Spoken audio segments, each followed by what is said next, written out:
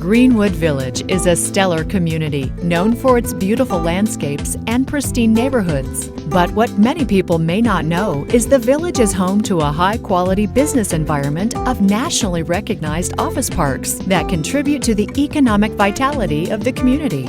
Each office park has a unique story of their beginnings, an established framework of development principles, and a vision for what they will become in the future.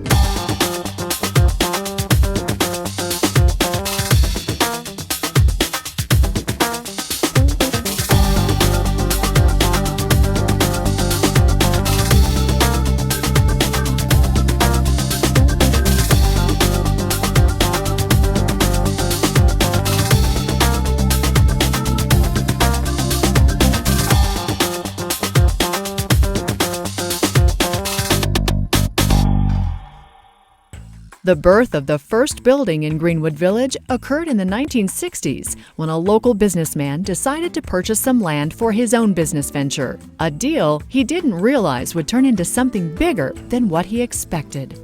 We're standing in front of the iconic Kodak building, one of the first buildings built in the Denver Tech Center by George Wallace. The story goes, his office was downtown. He finally made enough money to buy a new Lincoln, and the first day he took it to work, he came out at the end of the day and somebody had parked too close to his car and scraped the entire side off.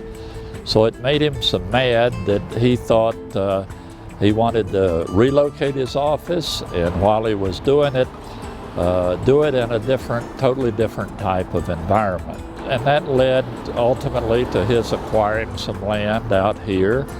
Originally about 20 acres, which he later expanded into well over 1,000 acres. George's vision was doing a place where you had an office environment where it was pleasant to work, you had plenty of open space, you could even live in the vicinity, you would have support facilities, restaurants, banks, etc. And that was his original vision for the Tech Center, and that's what it turned out to be. Throughout the 1970s, more buildings were added to the Denver Technological Center, making the area one of the first suburban office parks in the country. Over a 50-year period, the Tech Center has had boom times, it's had bad times. The opportunity was really centered around the development of I-25, the extension of the freeway between Denver and Colorado Springs. When George originally started, the market was generally good, but he had a very difficult period in the mid-70s, which ultimately led to, frankly, his bank foreclosing on the ownership, and George was out for a period of time. The Tech Center has seen a lot of development in the last 20 years. I think the development has been consistent with George's long-term vision. I know George was and would continue to be very proud of what you see today. The Denver Technological Center, managed by Shea Properties, is located on 909 acres of land that embodies a campus-like environment with commercial buildings, hotels, apartments, high-end family single residences, retail stores, and restaurants. What has made DTC a premier destination is a mixture of location and quality. I believe that we've maintained a very high quality of development, not compromising our covenants and our architecture, and I think it's created a preeminent environment. We have 126 buildings, about 18.5 million square feet of space, plus about 5,000 residential dwelling units. We have about 50,000 people coming to work on a daily basis, all of whom enjoying living, working, and playing in that environment. The landmark buildings would really be firstly the Crescent Town Center, which has restaurants, a great mixture of buildings, and the Clock Tower building. And then I think the Village Center Station is becoming the new trademark for the Tech Center, which is our new development with Village Center Station 1 and the CoBank Center. When the Denver Technological Center began growing on the east side of I-25 in the 1970s, John Madden was embarking on implementing his vision for a quality office park on the west side of I-25 called Greenwood Plaza. George was also quite competitive. He felt when John Madden came in on the other side, immediately west of the Tech Center, as a competitor. Frankly, George fought that tooth and nail, lost that battle, never got over it. He felt that that dampened the amount and pace of development in the Tech Center because he had a competitor, but that's a free market system. In 1970, I was building a fairly large project in San Jose, California, right outside of San Francisco, and we had a construction strike. And about that time, I stepped out here in Denver and met the St. Paul band, Fred Shellman. And we looked at several sites, and he and the Home Office picked a site at Hamden and I-25, the Valley Highway, where the theater is. And my partner discovered Greenwood Plaza, where Mr. Stake was building a new headquarters, and we're in trouble. And I saw this land out here, the land north of Orchard. And in those days, Orchard was a gravel road, and Quebec was a gravel road.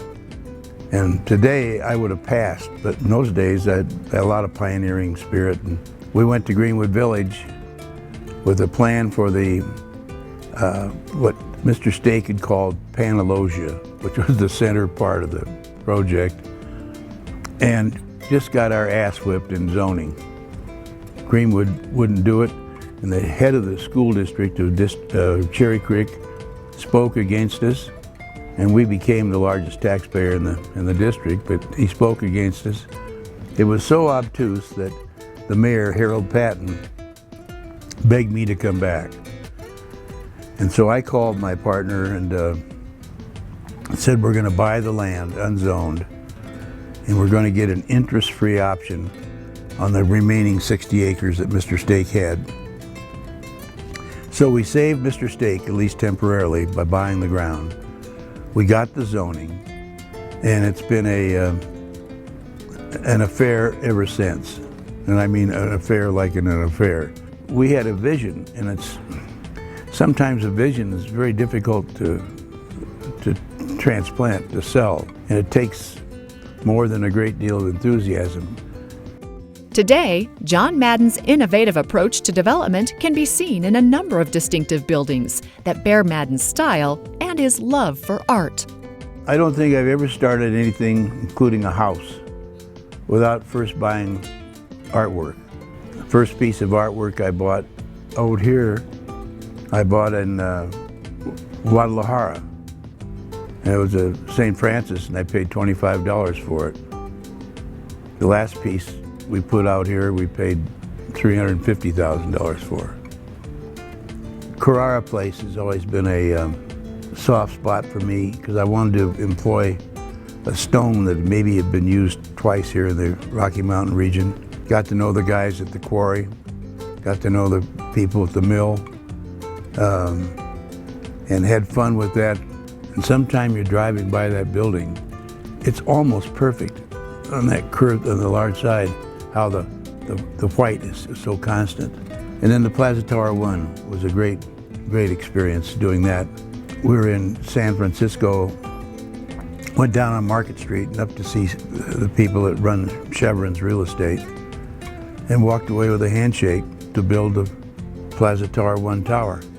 That was an experience because all of these things showed me that if you get off your ass and go out and knock on the door and have some idea what you're talking about, you could be successful.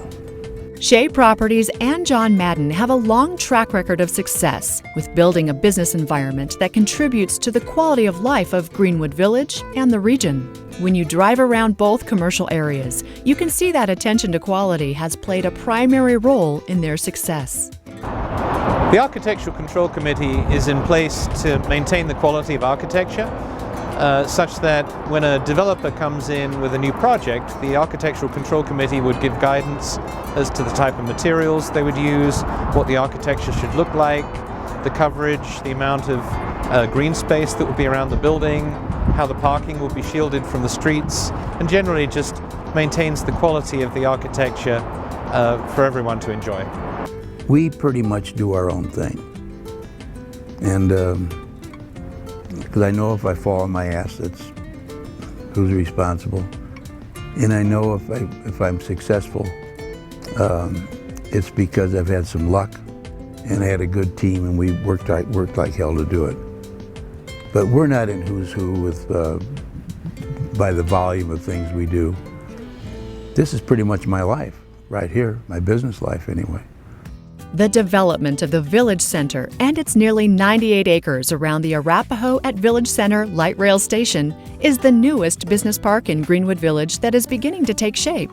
Some of the village's best development is unfolding to make this area another focal point in Greenwood Village. The Village Center Station is maybe our proudest development. We've owned this land for 30 years and we deliberately waited until light rail was a reality and working. We've developed a 3-building complex. The first building is complete. It's about 230,000 square feet, multi-tenant. The second building, we're in the process of building as we speak. It will be approximately 300,000 feet and it's fully leased to CoBank. That will be their corporate world headquarters. And then the third building we will build once we've finished the CoBank Center. It's an integrated design. The buildings are intended to complement each other while feeling individual, and I think it's pretty cool. We've got 2 facilities in mind.